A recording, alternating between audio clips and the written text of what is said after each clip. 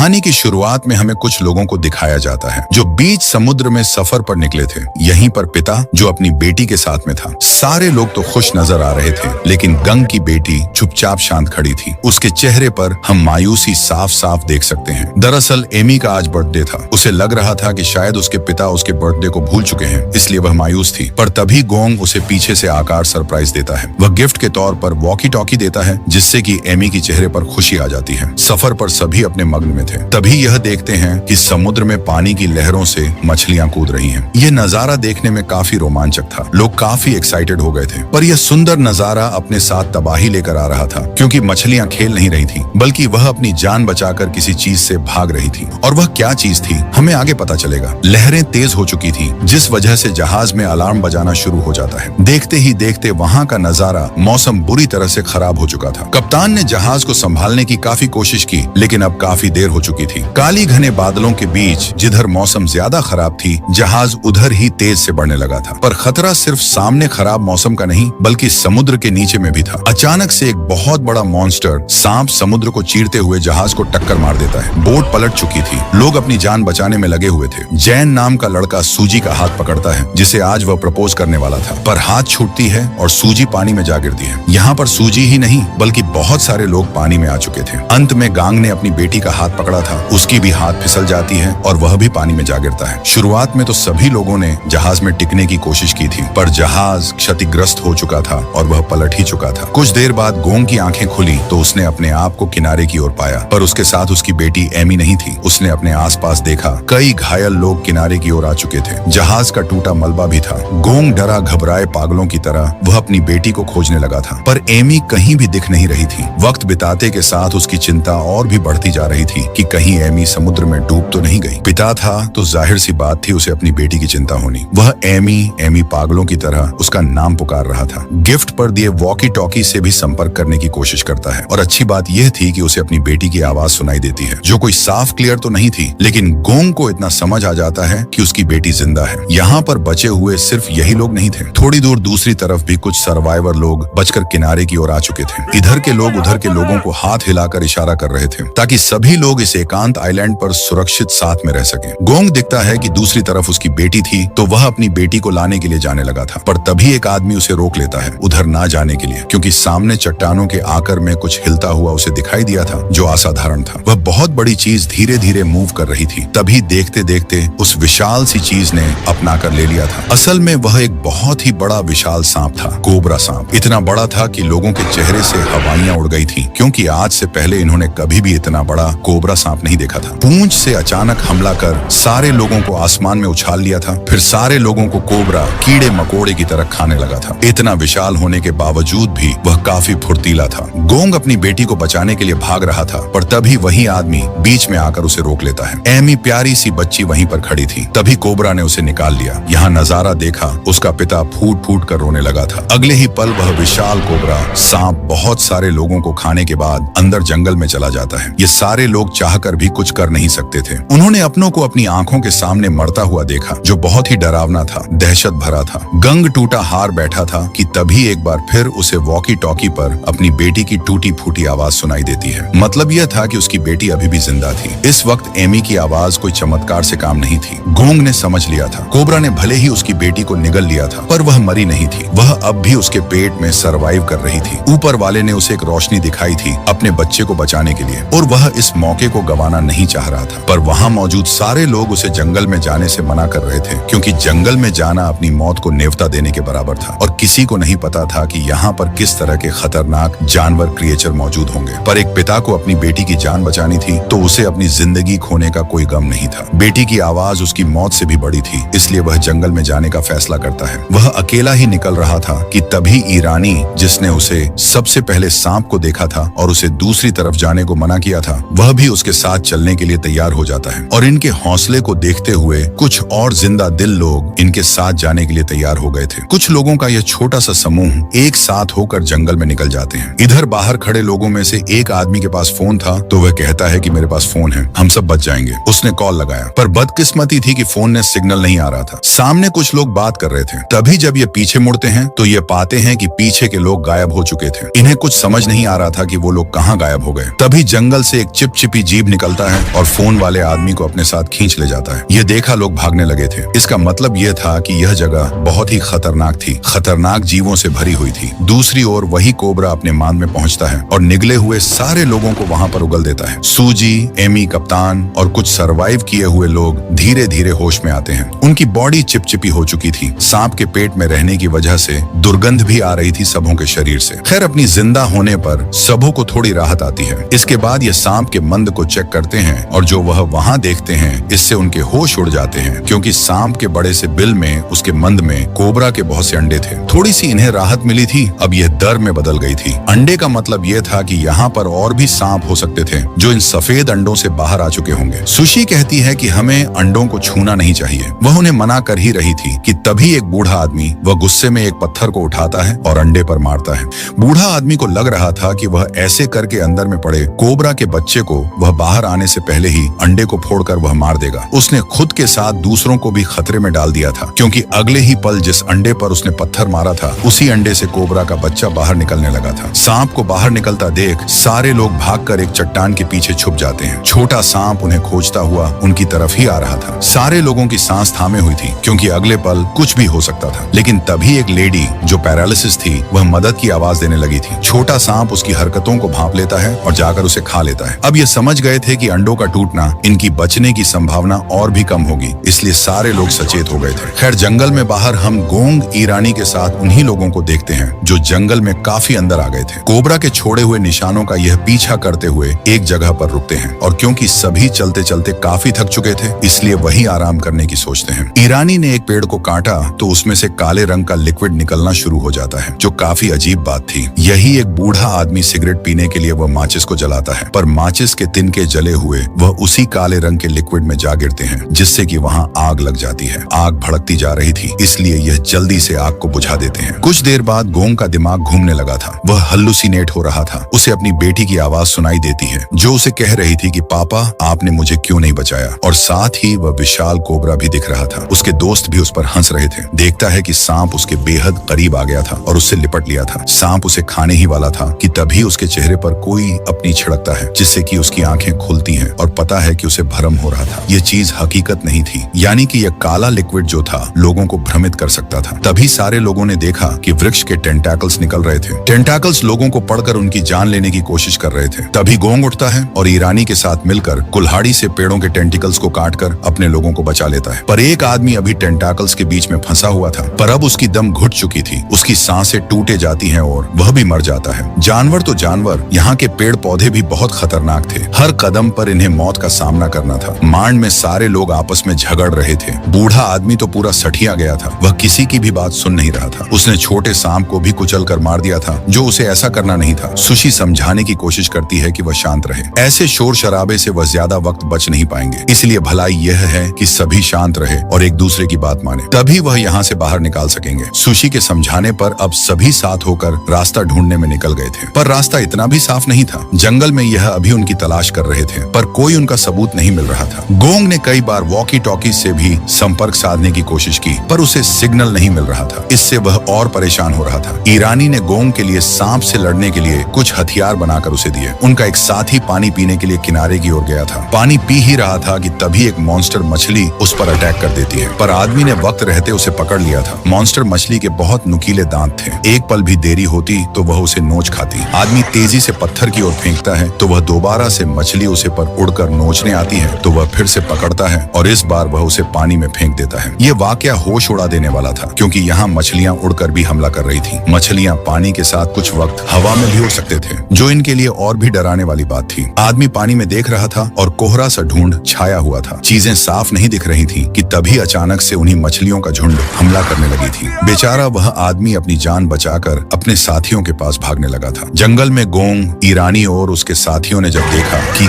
उड़ने वाली मछलियों ने हमला कर दिया है, तो इनका भी दिमाग सन हो जाता है। पर जंगल में छुपाने लायक वैसी कोई जगह नहीं थी, तो उन्होंने डिसाइड किया कि खुद से मछलियों का सामना करते हैं। इनके पास जो भी हथियार थे उससे मछलियों से लड़ते हैं। लड़ते वक्त एक मछली ने गोंग के हाथ में काट लिया था। लकड़ियों के दरक पर भी छिपाने की कोशिश करते हैं, पर मछलियां लगातार इन पर हमला करती ही जा रही थी। तभी ईरानी ने नोटिस किया कि मछलियां धुंध के ही सहारे बढ़ती हैं और वह धुंध कोहरे में ही रहती है। तब उसने सारे लोगों को धुंध से बाहर निकलने को कहा और और ऐसा करने से आखिरकार खूंखार मछलियों से इनका पीछा छूटता है। मछलियां सांप हवा में आने से नीचे गिरने लगे थे। इस जगह पर रहना इन्हें उचित नहीं लगता है, इसलिए यह आगे बढ़ते हैं और कुछ दूर आगे जाने पर इन्हें बहुत ही बड़ा कदमों का निशान दिखता है जो कोई आम जानवर का नहीं दिख रहा था। फिर जैसे सब ऊपर देखते हैं, एक अजीब जानवर पेड़ों से चिपका हुआ था, मानो वह पेड़ को ही खा रहा हो। एक आदमी ने उसे पत्थर से मारने की कोशिश की पर ईरानी ने उसे रोक लिया। पर तभी वही चिपचिपा जीभ उस क्रिएचर को खींचकर अपने साथ ले जाता है। ये लोग देखते रह जाते हैं कि वह भला क्या चीज थी और अगले ही पल हमने देखा कि वह जीव एक मेंढक था जो उनके सामने आ गया था। उसकी आकर बहुत बड़ी थी, देखने से लग ही रहा था कि यह मॉन्स्टर मेंढक है और इसी मॉन्स्टर मेंढक ने बाहर समुद्र किनारे लोगों को खाया था। मेंढक और वह भी इतना बड़ा, ये डर के मारे वहां से भागने लगे थे। पर मेंढक ने अपने लचीले जीभ से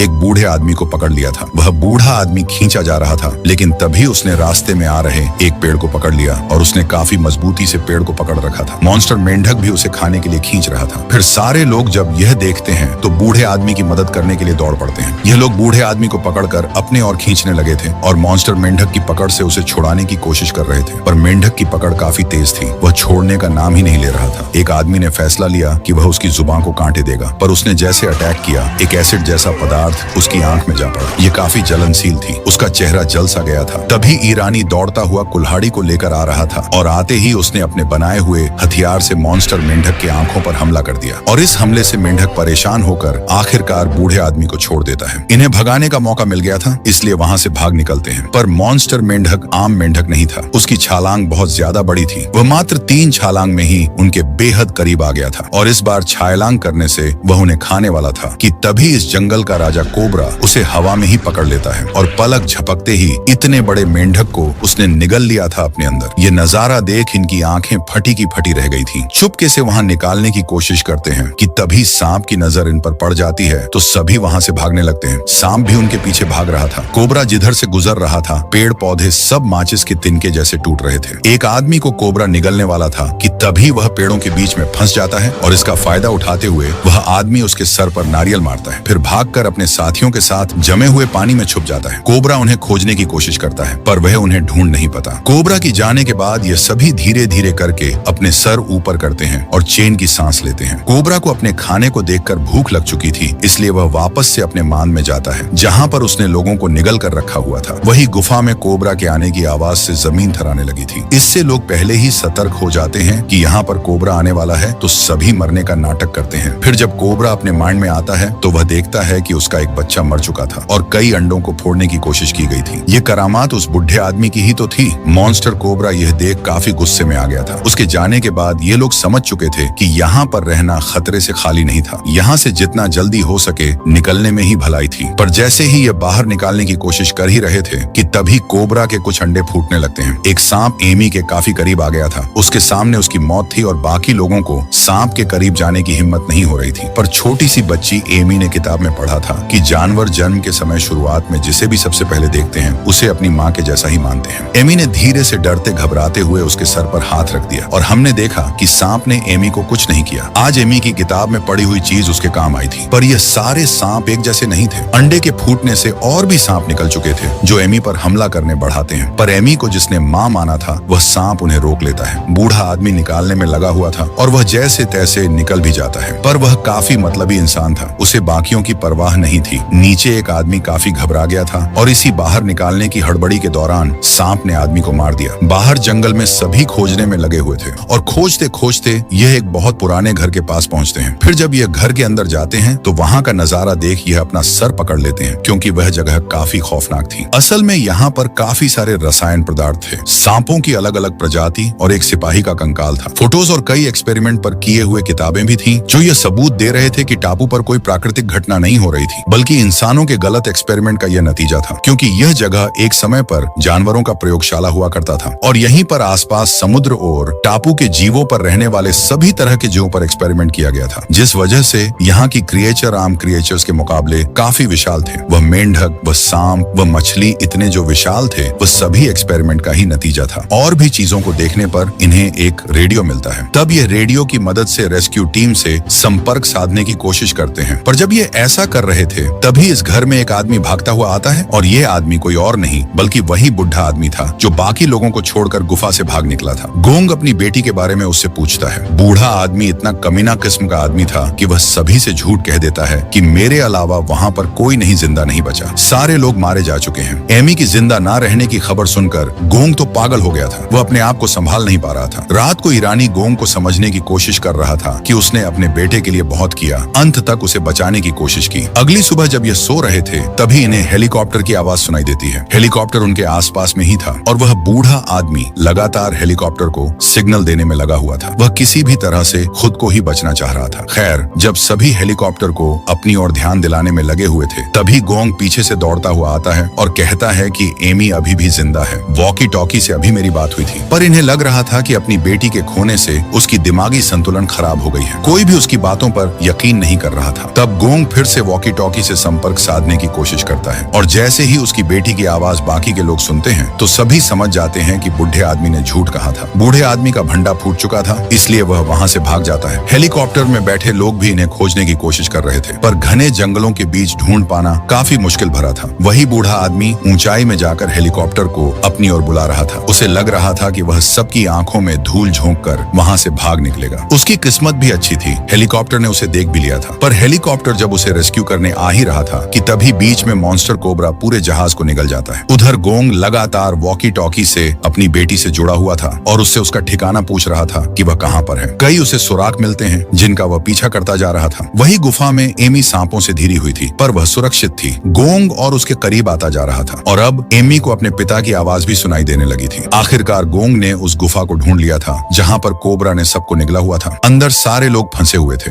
गोंग जानता था कि अगर वह ज्यादा लेट करेगा तो कोबरा कभी भी आ सकता था, इसलिए उसने जल्दी से एक पेड़ का लट लेकर नीचे देता है ताकि उन्हें पकड़कर वह ऊपर आ सके। पर मॉन्स्टर कोबरा वहाँ चुका था। कोबरा तो पहले से ही काफी गुस्से में था क्योंकि इन लोगों ने जो उसके अंडे से निकले बच्चे को मार डाला था। वह हमला करने के लिए आगे बढ़ा ही था, तभी ईरानी कुल्हाड़ी को लेकर उसके चेहरे पर हमला कर देता है। आंखों में चोट लगते ही सांप तड़पने लगा था। इसी बीच गोंग को मौका मिल गया और वह उन्हें बचाने में फिर से लग गया था। ईरानी सांप को रोक रहा था, उसे लड़ रहा था। नीचे जहाज का कप्तान एनी और उसकी फ्रेंड की मदद कर ऊपर भेज देता है, लेकिन जब उसकी बारी आती है तो वह छोटे सांपों का निवाला बन जाता है। बेचारा कप्तान दूसरों की जान बचाकर वह खुद मारा गया था। गोंग एमी को लेकर बाकियों के साथ वहाँ से भागता है। कोबरा अब जख्मी भी था तो वह और खूंखार हो चुका था। भागते वक्त ईरानी उन्हें बीच में रुकने को कहता है और कहता है कि सभी अगर एक साथ भागेंगे तो सांप उन्हें आसानी से मार देगी, इसलिए हमें अलग अलग होकर भागना चाहिए। सारे लोग ऐसा ही करते हैं। ईरानी और एक और आदमी दोनों मिलकर दूसरी तरफ जाते हैं। वही गोंग, एमी और उसकी एक फ्रेंड, ये तीनों एक साइड जाते हैं। उधर गुफा के पास बूढ़ा आदमी लोगों को खोजते हुए आ चुका था, पर वहाँ से सारे लोग भाग चुके थे। वह अकेला पड़ चुका था, उसे पछतावा हो रहा था। तभी उसका पांव एक लाश से टकराता है और वह नीचे गुफा में जा गिरता है। सांप के बच्चे पहले से ही वहाँ पर मौजूद थे। वह तुरंत बूढ़े आदमी को मार डालते हैं। ईरानी सांप को फंसाने में लगा हुआ था। सांप को अपनी ओर आकर्षित करता है और उसे उस जगह पर लेकर जाने लगता है जहाँ पर काले रंग का ज्वलनशील तेल निकाला था, पेड़ के काटने से, जहाँ पर उस बूढ़े आदमी के माचिस से आग लगी थी। उसका प्लान यही था कि वहाँ पर ले जाकर वहाँ कोबरा को आग लगाकर मार डालेगा। ईरानी और उसका साथी दोनों इस जगह पर पहुंच चुके थे। पेड़ के पास छिपकर सांप के आने का इंतजार करने लगे थे। सामने जमीन पर काले रंग का वही तेल था जो पेड़ों से निकलता है। वह अच्छे मात्रा में वहाँ पर फैला हुआ था और यह दोनों इस जगह पर पेड़ से छत कर छुपे हुए थे। काले रंग का तेल इतना था कि सांप को इससे जलाकर मारा जा सकता था। जल्द ही कोबरा वहाँ आ चुका था, पर वह सतर्क हो चुका था, मानो उसे खतरे का आभास हो चुका हो। वह काफी चालाक था। सांप वहाँ से जा चुका था। ईरानी और उसका साथी दोनों समझ चुके थे कि कोबरा अब गोंग की तरफ जा रहा होगा, इसलिए यह गोंग को बचाने निकल पड़ते हैं। उधर गोंग अपनी बेटी और उसकी फ्रेंड को एक सुरक्षित जगह पर छुपाकर वापस से ईरानी को बचाने के लिए निकल पड़ता है, पर वह अनजान था कि कोबरा अब उनकी तरफ ही आ रहा था। खुले मैदान में जैसे ही ईरानी और उसका दोस्त गोंग को देखते हैं तो उसे चीख कर वापस जाने को कहते हैं, क्योंकि खतरा उसके पीछे ही था। अगले ही पल जब गोंग पीछे मुड़ा तो उसने देखा कोबरा उसकी बेटी के पीछे था। गोंग कुछ कर पाता इससे पहले कोबरा ने दोबारा से एमी को निगल लिया था। ये देख गोंग का गुस्सा तो 7वें आसमान पर पहुंच चुका था। उसने सांप से लड़ा और लकड़ी से बने हथियार का इस्तेमाल कर सांप को काफी जख्मी कर दिया। पर कोबरा इतनी आसानी से हार कहाँ मानने वाला था। एक तो वह इतना विशाल था और ऊपर से बहुत फुर्तीला भी था। गोंग के दिए जख्म पर उसका कोई खास प्रभाव नहीं पड़ा था। पूंछ का एक मामूली झटका गोंग को दूर फेंक देता है। फिर वह उसके चारों ओर घूमने लगा था। गोंग को खाने के लिए वह आगे बढ़ ही रहा था, तभी ईरानी जलती हुई मशाल लेकर सामने आ गया था और कोबरा का ध्यान अपनी ओर करके काले रंग के लिक्विड की तरफ भागने लगा था। सांप भी उसके पीछे भाग रहा था। फिर ईरानी उस जगह पर पहुंचकर लिक्विड के दूसरी तरफ से सामने आकर खड़ा हो गया था और जैसे ही कोबरा उसे झपट्टा मारने आगे बढ़ा, उसने मसाल को लिक्विड में फेंक दिया, जिससे कि वह बहुत ही तेज आग का गुब्बारा निकलता है और आग सांप को अपने चपेट में ले लेता है। आग से सांप तड़पने लगा था, धू धू कर वह दानव जलने लगा था। उसकी तड़पने की गूंज कई किलोमीटर तक जा रही थी, क्योंकि वह आइलैंड का सबसे बड़ा जानवर था। आखिरकार वह विशाल दैत्यनुमा कोबरा जमीन पर गिर पड़ता है। उसके मरते ही यह लोग तुरंत से उसके मुंह से एमी को निकालते हैं। एमी की सांस रुक चुकी थी, उसे होश में लाने की कोशिश कर रहे थे। गोंग को लग रहा था कि शायद उसने अपनी बेटी को दोबारा खो दिया। वह फूट फूट कर रोने लगा था। उसने तमाम चुनौतियों का सामना करके अपनी बेटी को बचाने के लिए सब किया, इतने खतरनाक जीवों से लड़ा, और अंत में ऐसा होता तो एक पिता बुरी तरह से टूट ही जाता। पर चमत्कार होता है, एमी की उंगलियां थोड़ी सी हिलती हैं और धीरे धीरे उसकी आंखें खुलती हैं। गोंग अपनी बेटी को होश में देखकर काफी ज्यादा खुश हो जाता है और उसे अपने गले से लगा लेता है। कहानी अगर पसंद आई हो तो लाइक, शेयर, सब्सक्राइब करें। धन्यवाद।